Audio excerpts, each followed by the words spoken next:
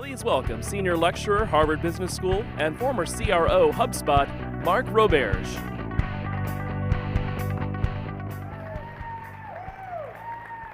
SaaStr, good morning.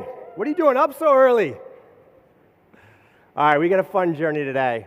Get right into it. What's the failure rate for a Series A startup? If you measure failure as don't even give the money back to the investors, 75%. What's the failure rate of a Series C startup? Got Series C funding, you're further along? 75%. We are screwing up the scale.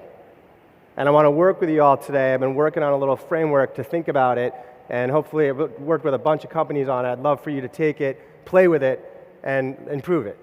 Okay, so start off, quiz and a chart, take a sip of your coffee, 9 a.m. Awesome revenue growth on the x-axis, awesome revenue retention on the y.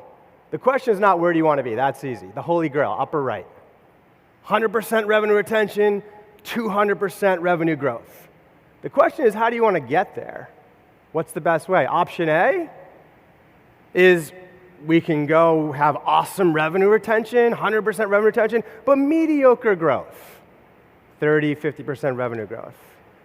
Option B is awesome revenue growth, 200%, but mediocre revenue retention, 70%. How many people want to go option A? How many people want to do option B? All right, option A has it. You're smart. We're talking a lot about this. I don't think we think that way, though. Getting back to the Series C failure, I don't think we think that way.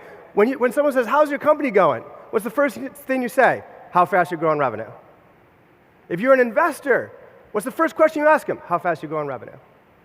We should be talking about revenue retention because I don't think that second path actually exists in my experience. It's much easier to put up the throttle once we've got great revenue retention than it is to actually fix a retention problem while we're scaling. You actually have to slow stuff down to speed it up, so why not just start there? So that's what I want to throw out there today is a framework on how to think about it deeper than just like, hey, let's get product market fit, and then let's add 20 reps. Because in my experience, you're firing 20 reps a year later. You haven't checked the boxes. And so I just want to throw out a framework around product market fit measured by customer value creation, then go to market fit. Measured by unit economics, then we scale fast, growth and moat. It's not that we slow down, it's just that we work on the right things. So first off, I'm saying we start with customer success. And what is sales? What is sales? Isn't sales really around customer value creation? And revenue is an outcome. Sales is not about revenue generation, it's around customer value creation. Revenue is that outcome, okay? So let's figure out why did that actually happen? Why are we so obsessed with sales being focused on revenue? And I think it comes out of the 80s and 90s and how we used to sell with shelfware. How did that game work? We sold software. It cost millions of dollars. These people deployed servers in their office once they purchased it.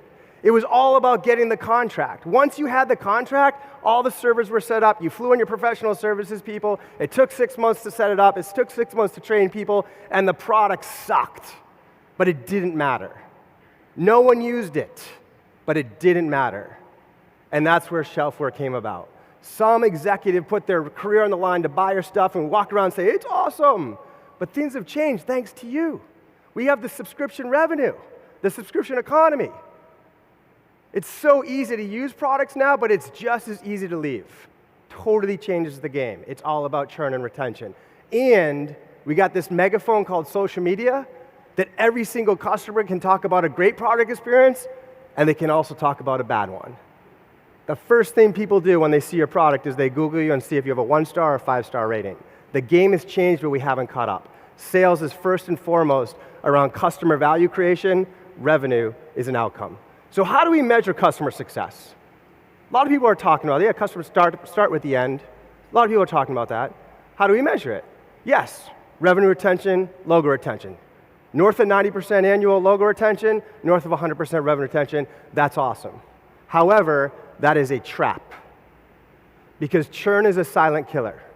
You could be marching around and thinking you've got it all worked out. You signed up 50 customers, you got them on annual contracts. We've saved, they're all still paying you, but a year later, half of them cancel. Churn is a lagging indicator, and as startups, as GMs of new products and new markets, we can't use churn as an indicator to learn. It's too much of a lagging indicator, so we have to identify a leading indicator to learn fast. And I think a lot of you call it the aha moment.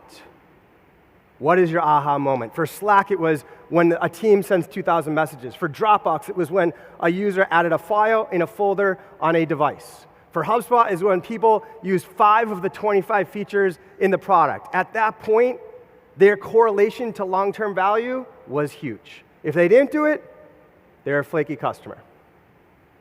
So what do you know in the first 30 or 60 days of your product usage that becomes your aha moment? Can you measure it? Is it correlated to your life, to your unique value proposition?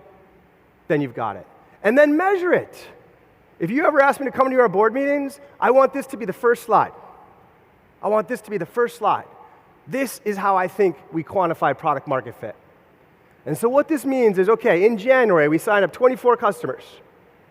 After 1 month, 3% of them hit the aha moment. 3% of them say, set the product up and use it every day. But after 2 months, 27%. After 6 months, 39%, we're doing it. And look what happens as we go down the chart. We've been running a bunch of experiments. We've been working on product market fit. And in August, we signed up 39 customers. 2 months later, 56% use the product every single day. Compare that to where we were in January, only 27%. We're doing awesome stuff. We have product market fit. We are creating customer value. Let's move to the next step. So this, in my opinion, should be that first slide in the board deck. And then once you set it up, align the whole go-to-market around it. The salesperson that you hire as number 10 in growth stage is different than the salesperson you hire at this stage. It's a little bit more like a product manager and a salesperson. It's not the person that you're going to give the deck to and say, go. They're going to say, it's not working. It's the person that talks to customers and does great discovery and comes back and say, hey, listen, I think we're a little off and this is what we need to do. And we don't pay them just on revenue, we pay them on setup. Half of it happens on the revenue, half of it happens when they set the product up. Right? Customer success is not measured by retention, it's a lagging indicator. They're measured on the setup. Marketing is not just MQLs to drive revenue. Marketing is about getting MQLs around customers that love our product. We got to check off this customer success box. And product just obsesses over the chart.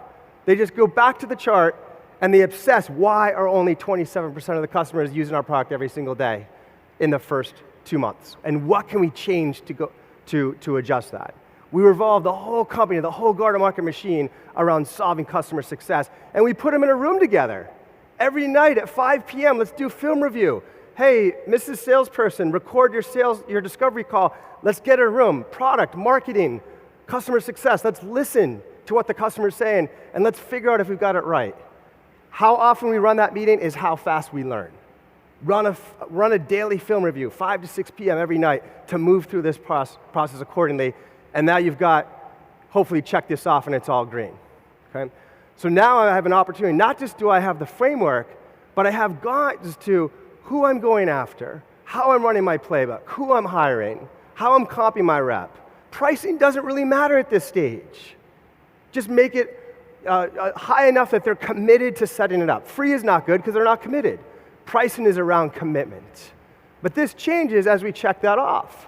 If you check that off, now we can move to unit economics. And you folks know this stuff. LTV to CAC greater than 3, payback period greater than 12. This is go-to-market fit. If we scale prematurely, we're going to scale a cash bleeder. Right? So now we can set ourselves up around this, and our plan changes. We have to expand the market a little bit. Now we've got someone who's going to follow the process, not just build it. We have to codify our sales process. Pricing and demand gen matter a ton to get LTV to CAC work. And our comp plan does as well. It's going to drive our CAC. So this gives us a little bit of a flavor as to where are we in this journey and how does that stage influence the decisions we make. Okay, let's get into the fun part, growth. So when are we ready to grow and how fast? So now that we have this in place, this is our speedometer. This is our speedometer. If you're telling me that 2 months into a customer life cycle, 70 or 80% of those people are set the product up and use it every day, awesome. You have product market fit. And if you're telling me that as you watch that, the LTV to CAC is greater than 3 and the payback's less than 12, when you run through your pricing and your comp plan and your conversion rates, awesome. You have go-to-market fit. Let's scale. And scale is not like hire 20 reps tomorrow. Scale is a pace. It's a pace. So let's say, hey, let's add 1 rep every other month. And then let's watch our speedometer. And let's do that for 6 months. And if we do that, if we go from 2 reps to 7 over that time period, if this still looks good, let's go faster. Let's add 1 rep a month, or let's add 2 reps a month and keep watching. And when it breaks, let's slow down and fix it. But at least we have a better framework around when to scale so we can solve that 75% failure rate at Series C companies and bring this stuff up in a little bit more of a systematic way. Okay, so some companies follow that. They call me up and like, Mark, we nailed it. We've got it. 10 million revenue, 200% revenue year-over-year growth, triple, double, 4.3 LTV to CAC. We're killing it. We raised $30 million. We're going to expand the team. We're going for it. We're going to go from 10 to 30. Usually what happens is they go from 10 to 15. And churn increases. What happened? They never looked under the hood to see what was going on. Usually you only have product market and go-to-market fit in a smaller slice than you think. And what the company essentially did when they looked under the hood was, holy cow, if we split up our company by like the size of customer and how we went after them, we only had product market and go-to-market fit in the top center. We really only know how to sell to mid-market companies through inbound demand gen. Great, 5 million, 8-month payback period, 6% logo churn. You nailed it, product market and go-to-market fit. But you haven't figured out the rest. Outbound, your payback's way too big. You're adding BDRs, but they're not efficient enough. Enterprise, no one's using the product. You haven't figured out your onboarding, and the small business, the churn's too high. But guess what? When we raised the $30 million, we didn't know this. When we raised the $30 million, we realized mid-market wasn't enough to scale. Inbound wasn't enough to scale, so we added a bunch of BDRs, and we hired this really expensive enterprise sales team, and we did it prematurely. Because we never looked under the hood and realized where we truly had product market and go-to-market fit. Had we done it again, we could have said, okay, I know exactly where I'm ready for scale. And I know exactly where I need to expand. I gotta figure out the other boxes, otherwise I'll never get to 30, 50, $100 million. So we gotta crack the nut on those boxes, and the answer to that is not add 20 reps and go. Like when we started our company, we didn't say, hey, I have an idea, let's add 20 reps and go. No, we're great at product, let's add a couple engineers and a cross-functional team and experiment, and figure it out. So that's how we have to set this up. Let's go from 10 to 30, but let's go in the right spot. Let's really triple down in mid-market inbound. That's what we know how to do. And let's set up 3 cross-functional experiment teams and keep them small. And help them to figure out how to sell the enterprise. Help them to figure out how to do outbound. Help them to figure out how to do the SMB. And check off product market fit. And check off go-to-market fit. And cross our fingers that 6 to 12 months, we got one of these to go, and then we can move into scale. So we have just too broad of an optimism around where we've actually figured out our business. The other thing that happens is sales and marketing alignment. We got to add some new mediums, and we really got to instrument sales and marketing together. I worked with hundreds of teams on this. Sales and marketers hate each other. So this is like a problem. Like all marketers think salespeople are overpaid, spoiled brats. And all of the salespeople think that marketing does arts and crafts all day. And they just end up going back to their relative corner of the office and set up their trade show booths and do their cold calls. And that's the kiss of death in today's environment where 90% of customers start their buying journey in a domain owned by marketing, i.e. the website, social media, email, etc., and they progress into a domain that's owned by sales. And if these two people are not getting along, it's the kiss of death for your company. But if you can align them, it's a huge competitive advantage. So how do we do it? So I'm not a huge fan of the lead score. I'll go back, you guys know Volpe, he was my kind of partner in crime at HubSpot and setting this up. And we were really kind of pointed about it. We said, okay, we know we have 10 mid-market reps, and each mid-market rep needs 50 leads a month to hit their number. And we know they're going to connect with half of them and convert half of those to a demo and close 30% of those demos for an average of 700 MRR, like clockwork. So Mike, I have 10 reps. They each need 50 leads. I need 500 of those mid-market leads. That's really good. But some of those leads were VP of marketing that downloaded an ebook. And some of those leads were VP of marketing that requested a demo. They both counted, but which one closed at a higher rate? The ebook or the demo request? It was the demo. The demo closed by 3 times. But which one was easier for marketing to generate when they came to the website? Much easier to get someone to download an ebook. So when Mike's team fell behind on the SLA, all the calls to actions turned to ebooks, and we were like, where's the demo requests? So we got a little more pointed around it. We separated our lead flow into quality of customer on the left side, the quality of the company, not the role, the company, and the engagement, ABC, very simple, right? So hey, let's just make it up. Over 10,000 is an A, in the middle is the B, and under 100 is, or under 1,000 is a C. They're all qualified, just different amounts. And then engagement, let's make it up. A blog sign-up's a C, ebook downloads a B, demo request is an A. Now I can put some prices on this, right? So over time, I can actually multiply the close rate times the number and actually and how much they spend and actually get these numbers. But in the beginning, let's just make it up, right? So I'll give you $100 if you generate an AA. I'll give you $10 credit if it's a CC. Now I'm in a position to put marketing on a revenue quota. Woo! Marketing on a revenue quota. Yeah. So it goes from 500 leads a month to $500,000 of lead value. And if you want to get there through whatever the math is, like 500 AAs or 5,000 CCs, I'm going to make my number.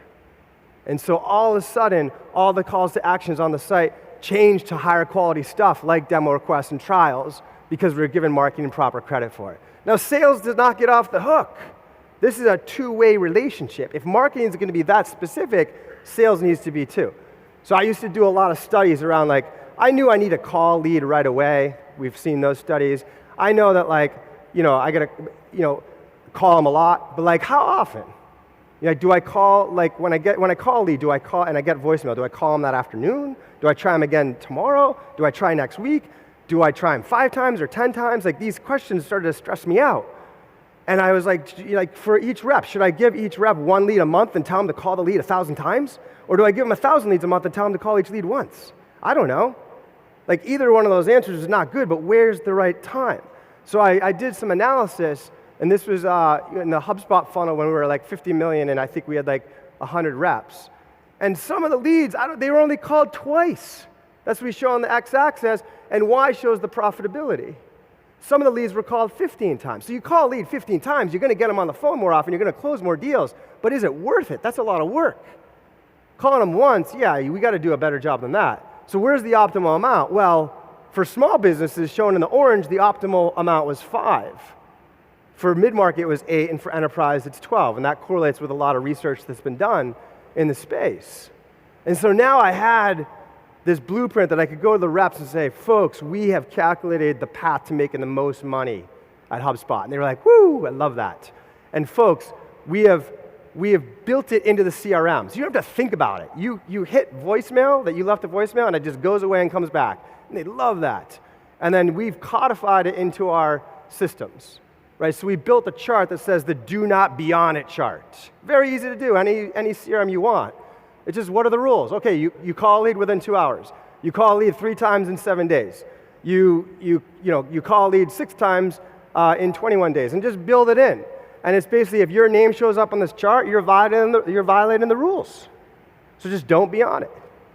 And now I've got a situation where I can manage and monitor the heartbeat of my go-to-market, the heartbeat of my company on a daily basis. Every night, this dashboard went out to the whole company. On the left-hand side, where is marketing against that $500,000 goal? Right? It's halfway through the month. The red line's perfect, and the blue line crawls along there. Now, I can't have marketing crush it in the beginning and then take the rest of the month off because I don't have the reps to call that many leads at once. And I also can't have them go to sleep for 3 weeks and make it up at the end of the month because I'll have reps sitting around for 3 weeks twiddling their thumbs. So there's a lot of science in here that they have to crawl that orange line pretty closely, and then for the reps, they don't get off the hook. They don't be on it. I measure my heartbeat every single day. and I know very quickly if it's broken. I'm not waiting to the end of quarter revenue number to know how we're doing. Okay. All right. Then we got to talk about the hiring and the role. What do you look for in a sales hire? What do you look for in a sales hire? 8th hire I made. We were just like 15 people in a garage across from MIT. And I convinced this person that was the #1 salesperson at a big public company in Boston. They had 800 reps. And this person said, I'm quitting, I'm going to join this small company called HubSpot. And I was like, wow, this is amazing. Rolled out the red carpet. Welcome. Teach us to sell. And I was amazed. They didn't crush it. They weren't terrible, but they were kind of mediocre. And I was like, how is that possible? How is it possible? 800 reps, they're #1. We're this rinky-dink shop with 7 reps, and they're not our #1 rep. And then I thought about it, I'm like, holy cow, the context is so different. This person's literally working for a company that's doing Super Bowl ads. Like, you call them up, and they know exactly who you are and what you're selling, and the sale takes 5 minutes. No one knew who we were at the time. No one knew what inbound marketing was. It was a very complicated sale, and you could imagine the type of rep that works in those 2 different contexts is extremely different. So I realized at that point, it's very dangerous to be at a show like this and go to your neighbor, hey, what do you look for in a sales rep? Because your contexts are different. Copying it could be disastrous. However, there is a blueprint that you can build that's really important in your scale to be able to engineer your sales hiring formula. Right? So I just sat back at that moment and I said, okay, what is it about our context what are the characteristics that correlate for us? And how weighted should each one of those be? And I was really specific around what did I mean by curiosity and what do I mean by prior success and what would a low, medium, and a high score sound like? And I worked on this over and over again as we watched people do well and not do well. And so over time, once we hired 30 of these, you can actually run a regression analysis. So I got a PhD at MIT who was salivating over this data, loved it. And he ran this analysis and it showed that the characteristics at the top had a really strong correlation with success. And the ones at the bottom were actually negatively correlated. I was blown away by this because at the time we were talking about how the customers desiring a different type of seller, but this statistically showed it. It's like the stuff that we typically associate with a car salesperson, closing ability, convincing, objection handling, negatively correlated. And the stuff at the top, preparation, domain experience, intelligence, that's how we describe a great consultant or advisor. And it totally set the tone of the type of team that I wanted to build, right? So anyway, this is a key thing that we've got to do, especially in the scale mode, is we want to set that sort of quantitative framework and test. 6 months into a rep's life cycle, are they doing great? Yes or no? If they're doing great, why? And did we look for it in the interview process? And if they're doing poorly, why didn't we catch it? And we can iterate on it. So quick little quiz. Whoops, I won't go over. So these 5 components here, these 3 components were all in the top 5 over time in the 100 as we approached IPO for HubSpot. But which one do you think was #1? Do you think, how many people think intelligence was the #1 correlator to sales success? How many people think it was coachability? How many think it's curiosity? I gotcha. It was coachability. Everyone always thinks it's curiosity, but coachability was the one. I don't know why it was. Maybe because we were doing things so differently. But it was those reps who checked all the other boxes, huge success, but they showed up on the first day and they said, Mark, thank you for the training, but I've been selling for 5 or 10 years. I'll just be in my cubicle selling. And there was an issue. And so the coachability was really the thing, and that's my favorite part of it. I'm not going to go through these, but these slides are posted on my my LinkedIn and my Twitter. If you want to download them, they'll hit in a minute. But if you want to go through and copy or get ideas around our interview process, my favorite part was the role play. Just have them do the role play, see how they did, coach them on it, and have them do it again. That process was so correlated to my ability to pick salespeople. Okay. All right, now the other thing's the coaching at this point. That's what a sales manager does. Hire, coach, not run pipeline, hire, coach, not do the job for the reps. If they do these 2 things well, they're going to scale. What's a good coach? So I've been trying to learn golf for 15 years. I've taken 10 lessons. One golf pro, he says to me, Mark, take a swing, and I did. And he says, okay, here's what you need to do. Turn your grip over a little bit, Lean back in your stance, put more weight on your right foot, not your left. Think 1 o'clock, not 2 o'clock on the backswing, and give me more wrist on contact. And I was like, you kidding me? Another coach said, okay, Mark, take a swing. It's like, here's what I want you to do is turn your wrist over a little bit. Now take 100 swings. 20 minutes later, he's like, how's that feel? I'm like, I think I'm getting this. This is pretty good. Now lean back in your stance a little bit. Take another 100 swings. It's like, it's such an obvious example, but I've personally promoted like 50 reps to manager, and they all use the First Golf Pros approach. They get a new rep out of training, they see them messing up on 50 things, and they throw up on them for 90 minutes with feedback. And you can just see the rep's head spinning and nothing changes. The best coaches will identify, they'll see the 90 things, but they know the one that's the most broken.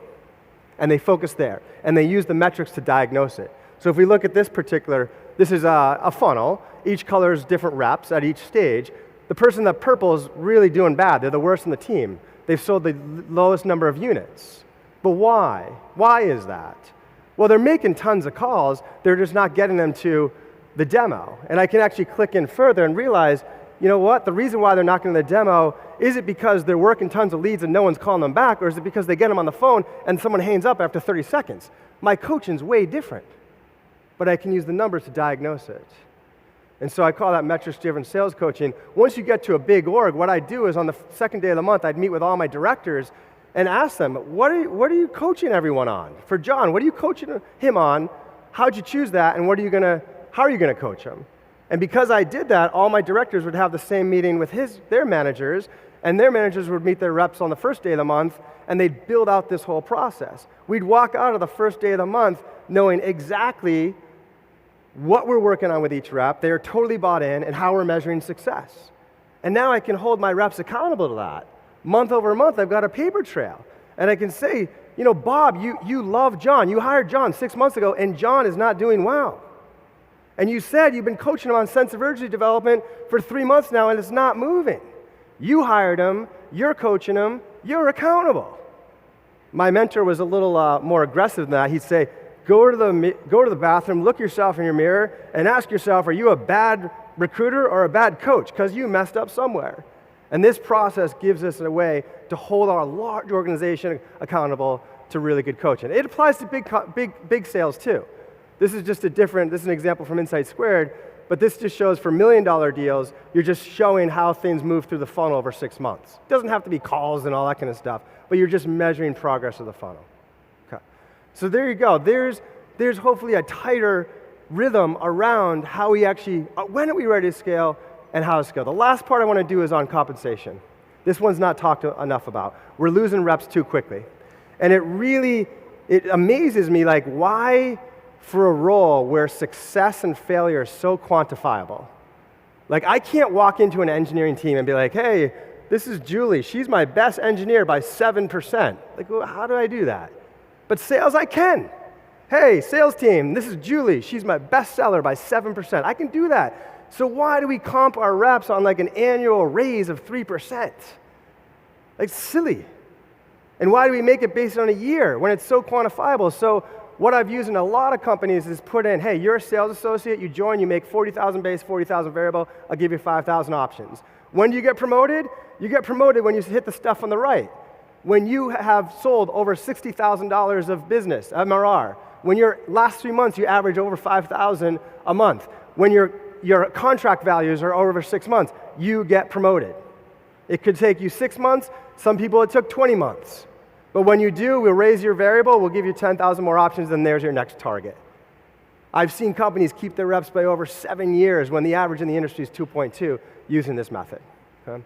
So hopefully that gives you a little bit of flavor, a little bit of framework. I'd love your feedback on it as you try it. I've used it for probably like 25 companies. It's worked quite well in terms of knowing where you are in your journey, when to scale, and how fast, and how you align your go-to-market around it. I want to just talk about one thing. There's a great investor, Jay Poe at bestseller, came to me last winter. He's like, we need to put this into venture. We need a venture firm that's backed by go-to-market professionals and run by go-to-market professionals. I was like, dude, that's a big idea. Don't quit your job yet. Let me introduce you to my buddies and let me see if they're into it. And he crushed it and got a lot of their money. So we added Joe Rowley, the former chief growth officer at Marketo, and formed this company called Stage 2 Capital, where we've made 5 investments and had great backing from the community on the go-to-market front. 60 sales, marketing, customer success, CEO-oriented executives. Jay Simon, the president of Atlassian, Emmanuel Scala at Toast, OJ, who used to run sales at Dropbox and now Asana, Halligan at HubSpot, Sydney Sloan at SalesLoft, Hillary over at Zoom. These people are backing this movement around bringing this go-to-market mentality to the investor side. So if you're ever interested in something like this, check us out, and we're going to try to add to the startup ecosystem from this perspective. The other thing I want to thank you about is the continued support on the book. I get my most sales here in Silicon Valley, so thank you. I think a lot of you know that 100% of the proceeds are donated to build.org. My friend Ayeli just got promoted to CEO last year, and she's doing an awesome job. Anyone involved in Build? Build is awesome. They bring entrepreneurship to the high schools that are struggling most in the top 20 cities in the country. And they teach these kids how to be an entrepreneur freshman year, and with the goal of getting them into college. 99% of these kids graduate high school and 85% go into college, and that is way higher than the rate. And thanks to your support, the book has given them over $50,000 in donations. So I thank you. And I'll just leave it with one more thing, which is, hey, I'm the appetizer this morning for the main course, which is diversity. Yes, scaling is exciting. Revenue growth is exciting. We hope to influence the ecosystem, but this is the most important movement that we have going on in 2019. We've been working on it in tech, in venture, in entrepreneurship, in business for 20 years. It feels different this time. It feels real. And I think Jason's going to come up and tell us more about this, but these two ladies at Salesforce have done an awesome job, and I can't wait to hear more about that story. Mark, hey, Jason. Thanks for doing this.